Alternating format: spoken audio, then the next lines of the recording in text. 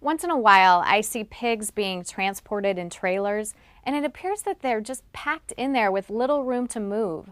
What's it really like inside those trailers? The industry has spent thousands of dollars on research in transportation of pigs, so we monitor health issues, heart rate issues. Temperature is a very critical thing.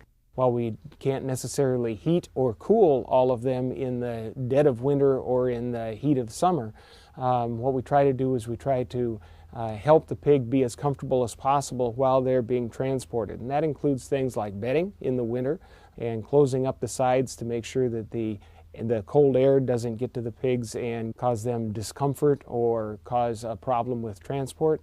And in the summer, it's things like putting sand in the bottom of the truck and wetting it down so it helps cool the pigs as they're moved.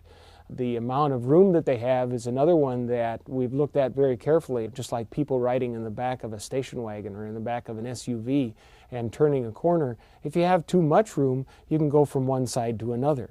And we don't want the pigs to have to do that either. If they have too much room, they might fall, they might injure themselves. So it's a balance between having too much, possibly being injured from turning and from stopping and starting, and having too little and not having enough room to be comfortable and maintain themselves while they're there. We've produced a program called TQA, called Transport Quality Assurance, and we have taught the individuals how to transport those animals, how to load them, how to unload them in the most humane way possible. There are detailed guidelines in regards to the size of the pig and the space allowance for the pig so that we don't cram the pig in there.